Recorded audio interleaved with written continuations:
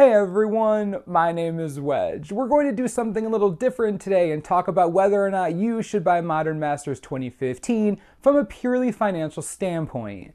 We don't usually do videos like this, and trust me, we won't be doing many of them in the future, but you all keep asking about it, so I figured, hey, I work for you, so why not?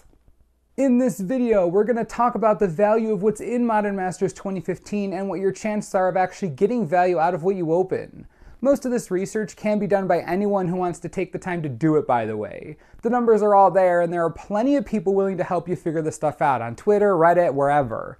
Let me start by saying that variance is a thing. This is magic, and there's no way to 100% predict what you're going to get or how much value you pull. Gambling is a thing. Also, I'll be using prices of cards as they stand at the moment I make this video. If you watch this months from now, or even weeks, this info will probably be wrong. Let's get into it. Modern Masters 2015 sell for $10 a pack MSRP and $240 for a sealed box of 24 packs. This means that when you go to open each pack, you want to make more than $10 on average based on what you open.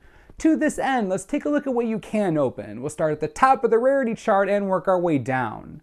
The Mythics in this set are actually pretty good. Despite the frustration we all feel due to Mythic Rare's decreased circulation, the card choices were more than satisfactory. While Comet Storm is absolutely terrible and worth under $1, and Tezzeret the Seeker isn't the best Tezzeret out there, overall the rarity does itself justice. The other 13 Mythics in the set are worth over the $10 you'll pay per pack, with Primeval Titan being the closest at around $12. Every time you pull a Mythic, you have an 87% chance of making money on your purchase. Let me put it this way, besides Crapstorm and Tezzeret the Seeker, the 4 worst Mythics financially are Primeval Titan, Kiki-Jiki Mirrorbreaker, Iona Shield of Emeria, and Elish Norn. Sounds good to me. As far as Mythics are concerned, Wizards did really well. Again, ignoring Crapstorm. Man, that card is bad. While the Mythic Rare slot is pretty clear-cut, the rares are where things get particularly nasty, and the overall happiness and upbeat attitude of this video takes a dramatic drop. I think for Modern Masters 2015, it's fair to divide the rares into groups. There are the rares that will make you money the second you open the pack. The rares that will basically break you even or close to it. The rares that will lose you money, but are still not completely trash, and then the trash garbage. Let's begin at the top. Out of the 53 total rares in the set, 8 of them will automatically make your money back and then some. There are crazy outliers like Cryptic Command and Noble Hierarch, but the other 6 rares are around the same $15 to $20 price range. For the record, the rest of those cards are Daybreak Coronet, Fulminator Mage, Leyline of Sanctity, Spellskite, Splinter Twin, and Wiltleaf Liege. This means that 15% of the time when you open a rare, you'll clearly make money. The next group is made up of the rares that basically break you even. Ha, gotcha! This shouldn't be called a group. There are only 2 rares that fit this criteria. All Is Dust and Blinkmoth Nexus are the only 2 rares that are meaningfully close to that $10 price tag. Adding these 2 cards to the previous 8 winners means that when you open a rare, you have a 19% chance of at least making your money back. 19%, yeah, let's keep going. The next group is made up of rares that aren't worth the most money but aren't completely terrible. This covers the $3 to $7 range. Cards like Apocalypse Hydra, Eye of Ugin, Hercule's Recall, and Surgical Extraction fall into this category. Only 7 rares make up this group. For those who are curious, the other 3 cards are Creekwood Liege, Necro Skitter, and Puppeteer Cleek. None of the other rares trump $3 confidently. Let's add these to our existing pile of value, shall we? With these 7 kinda okay rares, that brings us up to 17 total rares. This means that 32% of the time when you open a rare in Modern Masters 2015, you'll open a rare worth $3 or more. 32%. Barely 1/3. I'll let that sink in for a moment. The other 68% of the time you open a rare, you'll get something worth less than $3. The vast majority of those cards, by the way, are worth a quarter or less, straight up bulk. Now I know that sets can't be all value and that this set brings with it a hopefully strong limited format, but this gap in value, which we'll talk about more later, is way more pronounced here than it was in the first Modern Masters. Over half of the available rares are worth less than 50 cents. Over 60% are worth $1.50 or less. The gap is huge. It's about to get worse in a second. Just hold on to your butts. The biggest difference in value between the first Modern Masters and this one has to be the uncommons. Remand is by far the best uncommon printed, and at around $10 before the announcement, this is a welcome move. The problem is that after a man, what is there?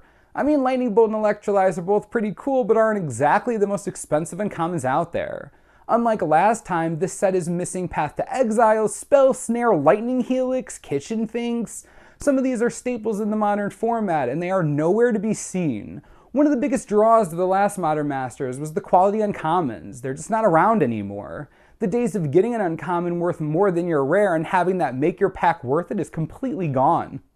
What this means is that when you open a pack of Modern Masters 2015 at that $10 price tag, you have no chance but to open a Mythic or hit that 19% sweet spot with rares. If you don't do either of those, you will lose a ton of money, like a lot of money. A few things to remember. There are foils in every single pack, but most of the time you'll be getting a common or uncommon, obviously. Of these commons and uncommons, there aren't many that are worth anything at all. A foil Remand would be pretty sweet, but other than that, you're going real deep on that foil Darksteel Citadel. I've spoken to a lot of people and they're all confident that the foils in the packs don't really change how you should value the set when opening it. After crunching all the numbers and figuring out everything that I could possibly figure out, this is where I've gotten. I think Modern Masters 2015 is a great set if you want to buy it and stick it in your closet. Like pretty much any other set, sealed boxes go up over time. It's just how Magic works. If you want to do that, go nuts. Just don't pay over MSRP right now because it absolutely isn't worth it. If you want to draft, go crazy. The set looks hilarious for limited play, and I'm sure plenty of play groups are going to build draft cubes around the set, or just play it a ton. I know that's what I want to do, even if it is expensive.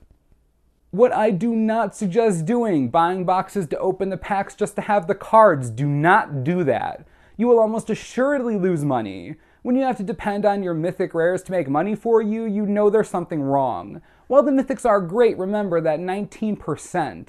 That's the chances of you getting a rare that's worth something. Those odds are never in your favor. Katniss will not play in those Hunger Games. I think you get my point. When it's all said and done, it's a great set to keep sealed away, great set to draft because you love drafting, terrible set to open. At the end of the day, it's your decision. If you really just love opening sets like this and you want to gamble, go nuts. Just realize that you're playing with fire in a big way. When you open that Comet Storm, I'll be here to give you a hug and tell you it'll be okay, even though it probably won't. Let me know what you think about this kind of video and if this is something you'd like to see in the future. As always, subscribe for the latest and most reliable Magic the Gathering information you could ever need. This is the Manosaurus, I'm Wedge, thanks for watching, we'll see you next time.